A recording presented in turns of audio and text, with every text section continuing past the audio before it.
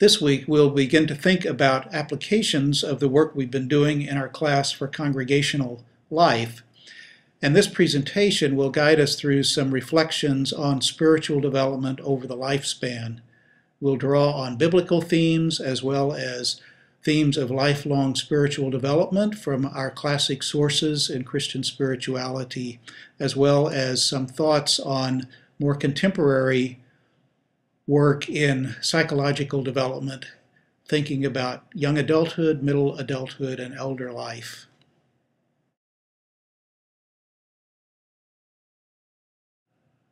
One of the most significant scripture references for our work is from the story of Nicodemus encountering Jesus, reported in John 3. You must be born over again. The wind blows where it wills. You hear the sound of it, but you do not know where it comes from or where it is going. So with everyone born from spirit. This story implies a dynamism in the Spirit of God blowing across the world, blowing across time, blowing across our lives, as well as a dynamism in our own human spirit. We are looking for the ways these spirits intersect with each other, where we might be changed from time to time, where we might be born over again, catch new winds of life. Or as Pierre Teilhard de Chardin has so well said, only God could say what this new spirit gradually forming within you will be.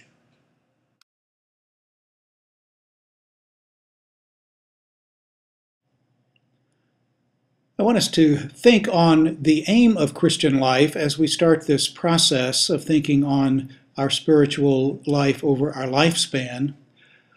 Many of us have been formed by the idea that Christian life is about the imitation of Christ. That is both in the life abundant, the life promised in its fullness, as well as in the capacity to suffer in Jesus' name, particularly in those areas of community suffering, those areas of supporting others in their pain. Perhaps this notion of the imitation of Christ is the primary model for forming our spiritual life each day. In Eastern Orthodoxy, there is a term hesychasm, which means inward and outward tranquility. It is dwelling in the peace that passes understanding. But this cannot happen unless we also couple it with a notion of shalom from Hebrew tradition, which is about right relationship, righteousness, being in such good relationship with all levels of humanity and circles of concern in our exterior world, that we can indeed live moment to moment in the peace of Christ. Perhaps that is an aim that draws us and drives us in our Christian understanding. Theologically, there is the term sanctification, which is used in Wesleyan theology. It is used in the West, coming from the term sanctus, Latin for holy, growing in holiness, growing in completeness of our life with God. Or the Roman Catholic term divinization, to become one with the divine, or theosis from Eastern Orthodox tradition, as you are reading in the work of Kenneth Bachan, growing into union with God, into oneness with God. John Wesley made this very practical by inviting us to aim toward a perfection of love in this life, a sense of being in right relationship. He understood that this would never be a perfection of knowledge, that we would always make mistakes, but we could keep growing in the capacity to dwell with others in this loving spirit.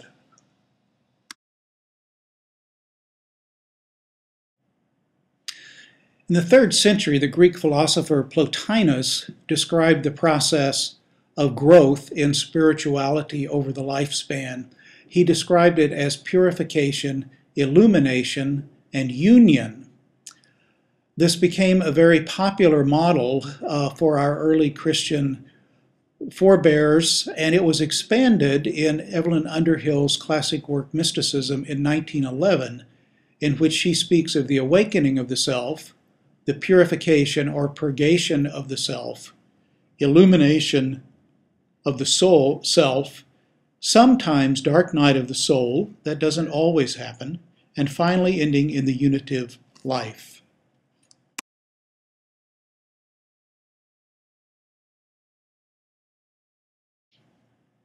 This model fits amazingly well within the context of the Wesleyan understanding of grace. Prevenient grace surrounds us, it makes life possible. It is that presence of God before we have any awareness of how to identify with it. Justifying grace is like Underhill's statement of the awakening of the self, in which we become conscious of this grace and we choose it for ourselves. It is saving this life in Christ is for me, and I choose it. Sanctifying grace then spreads over the rest of our lifespan and may be seen as a kind of oscillation between purification and illumination. In fact, I've come to think of mature adult Christian spirituality as that kind of oscillation moment to moment, year to year in the seasons of our life. Sometimes there will be dark night experiences that come in upon us and make our faith very difficult, and time to kind of reorganize and rethink that which is most important. Finally, the notion of perfection of love is very much like the unitive life described by Evelyn Underhill, or as Plotinus describes it, union with God.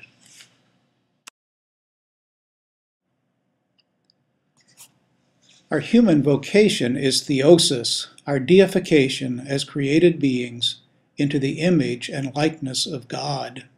This very high aim is described by Kenneth Bakken in The Soul's Journey into God. But we know it's very difficult to do this in all of our relationships, and I want to commend to you articles in our resources for this week from Ernest Boyer Jr. that describe a spirituality of the center and a spirituality of the edge. The center is our life in relationship, it's our life in our families, it's our life at work, it's our life in community and politics and social concerns, it's our life in the social aspects of the church. The spirituality of the edge is when we need to go away, go apart, go on retreat from time to time in order to recenter in God. This is the time of Sabbath. It's the time of perhaps even thinking of our small times each day of prayer as a going to the edge so that we can recenter in God to come back to our life in everyday circumstances with the many people and conditions and circumstances with which we interact.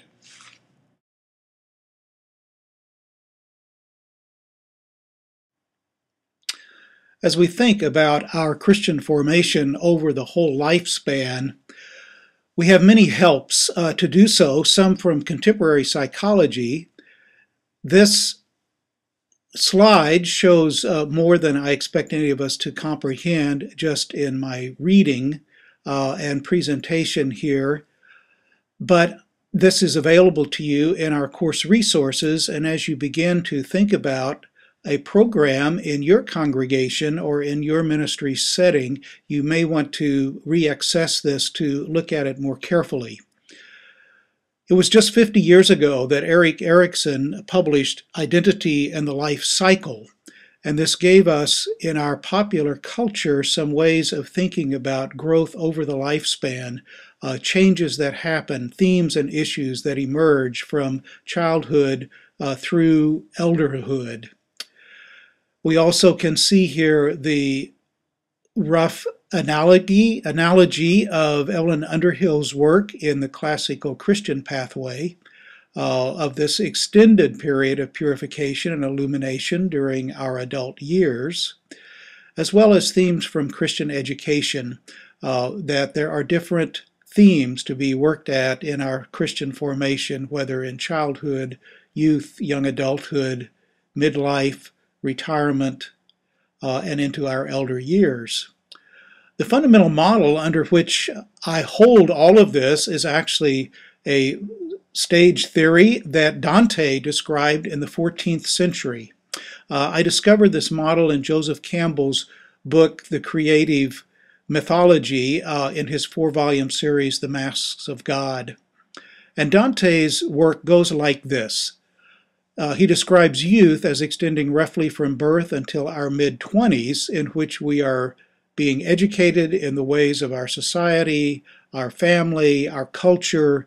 We are being equipped to live as adults in this world. And we are learning in the present generation the truth of this, that it does take until the mid to the late 20s for people to begin to really put together that first major jump into adult life with a vocation intact, perhaps with marriage intact, perhaps children, and beginning to live as full adults in their culture and community.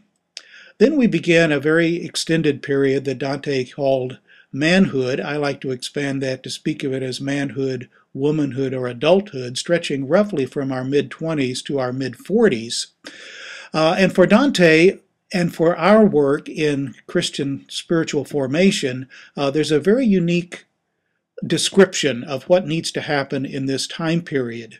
And that is both an outward piece of work as we continue to develop ourselves in our society, build our careers, care for our families, be good citizens in our communities.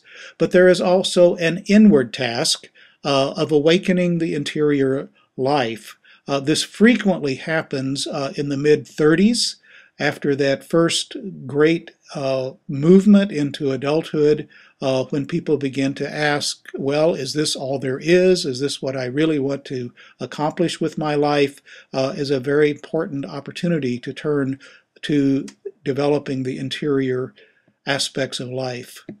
And that guides us into what Dante called age, roughly from the mid-40s into the late 70s, or even beyond in our time, as average life expectancy continues to expand. In the period of age, we actually can make a very significant contribution to our society, particularly if we've done both the outward work and the inward work that Dante describes in the earlier period, that period from our mid-20s to our mid-40s. Teresa of Avila fits this model in an astonishingly direct way. It was at the age of 47 that she began getting her vision to establish small communities of women, and she began her writing. So for those among our class who are in this age group, don't give up. Your time is just coming to actually make significant contributions to your church and to your community. That leads us to a word that people don't like to talk about these days, and yet those of us who have gone through this process with aging parents in their decline and death know that it's a very real circumstance, and that is the word decrepitude. Decrepitude for us is when either our physical or mental capacities begin to diminish in such a way that we are no longer able to contribute as fully as we once did in our society. Even there, Dante suggests that we can look back and bless our life, and we can look forward and deepen our prayer life so that we are ready for death.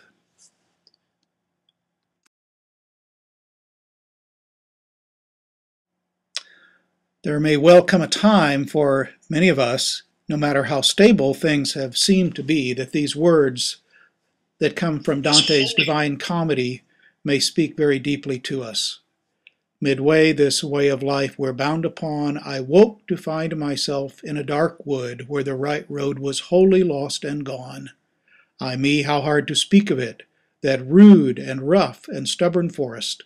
The mere breath of memory stirs the old fear in the blood.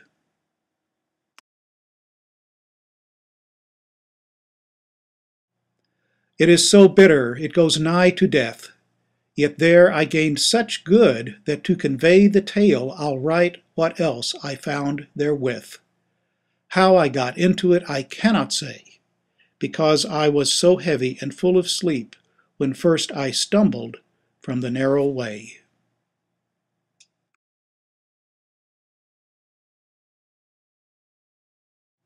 Midway, this way of life we're bound upon. I woke to find myself in a dark wood where the right road was wholly lost and gone. Several of us in our course have come to that point of utter frustration, utter need to make major change, whether vocationally or relationally. Perhaps illness intervened in our life, and we were lost.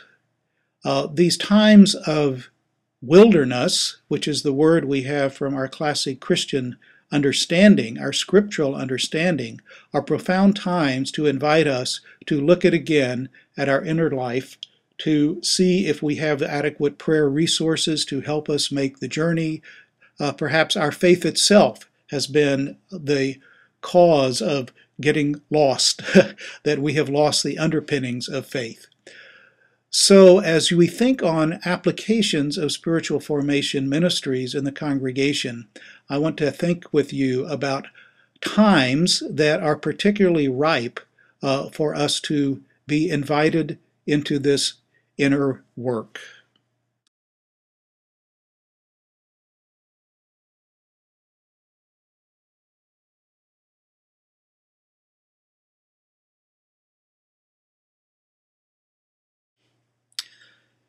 In the book Seasons of a Man's Life, published by Daniel Levinson in 1978, there is introduced a term, life structure. We all have a life structure at any given time of our existence. We cannot be alive without a life structure. A life structure describes our circumstances of our living arrangements, our home, literally, our apartment, our sense of economic stability, our sense of satisfaction in our work, our sense of satisfaction in our family life. We hope to advance within a stable life structure, that there's a period of stability that's adequate that helps us to move forward on all fronts.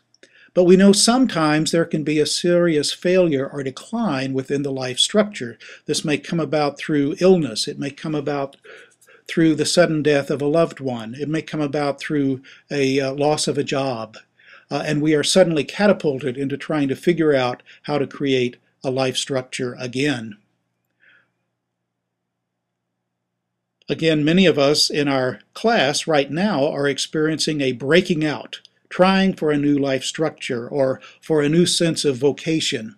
Breaking out initially is very exciting. It's a little terrifying as you think about trying to create new structures for your life, for your vocation.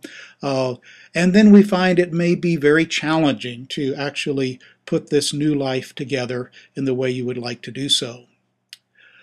Some of us may experience periods that Levinson described as advancement, which itself produces a change in life structure.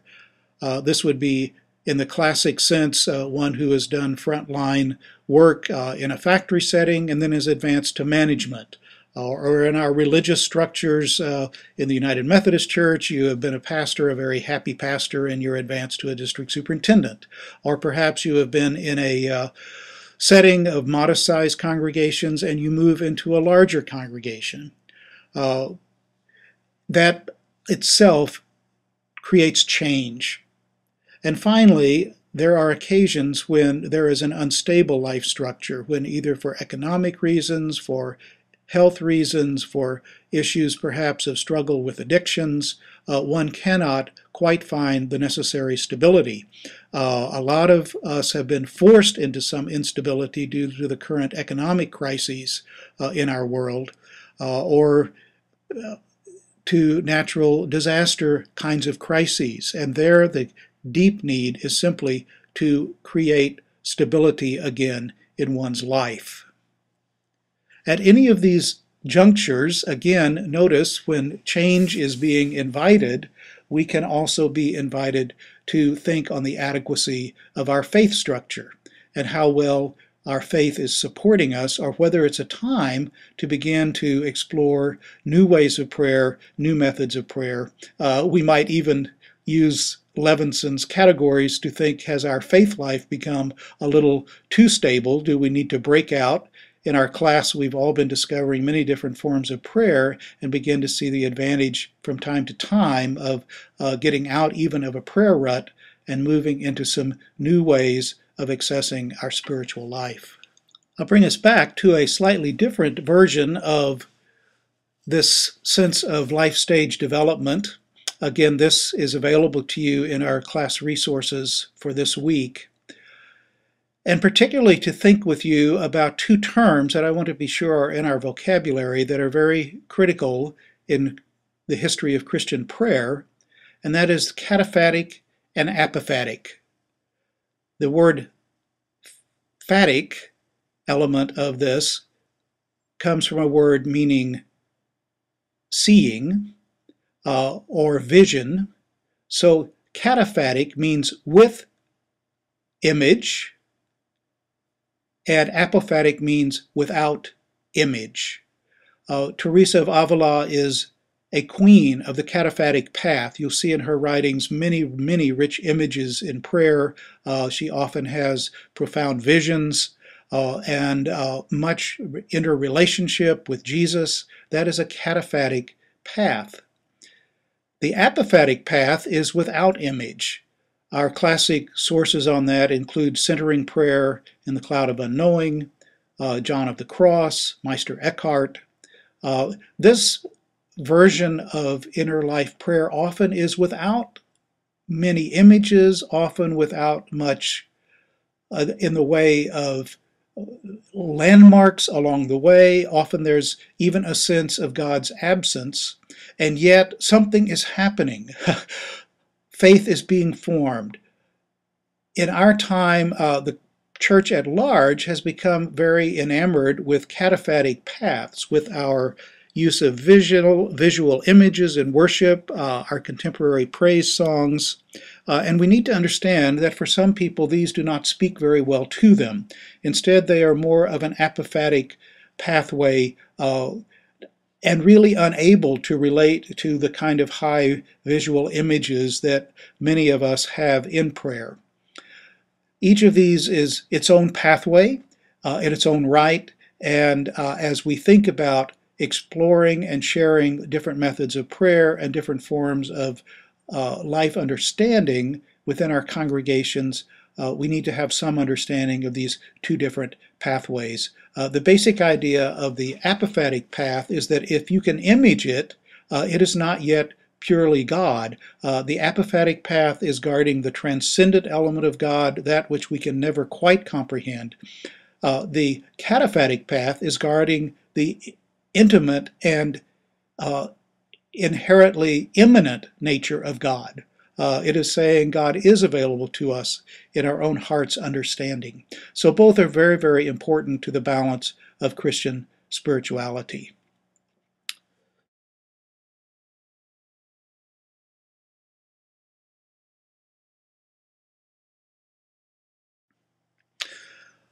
As you prepare the assignment for this week of an outline of a spiritual formation ministry in your congregation or in your place of service, return to this theme of the various stages of life, issues, themes emerging over the lifespan. Think about work with children, with youth, with young adults, midlife adult persons, persons entering retirement, even those persons who are homebound, who are in our nursing homes. There's a powerful ministry that can be done by asking these folks intentionally to pray for the congregation. I have many wonderful stories about elders who indicated they really were praying for my ministry, and it means so much. So think about perhaps blending youth and elders. Think about the ways in which, as life progresses with changes in family life circumstances, as children develop and move on, there may be opportunities to recenter people into new configurations of group work. There are many resources as you work through this under our folder, including a diagram by Kent Ira Groff on application of spiritual formation ministries across the life of the congregation, including our administrative life. There's a sample of a ministry, kind of an ideal ministry that I've created. I hope you will think creatively and have a lot of fun thinking on this assignment as you would put this work together for your ministry in your place in this time. Listen for the Spirit. The wind blows where it wills. You do not know where it comes from or where it is going. So it is with everyone who is born of the Spirit.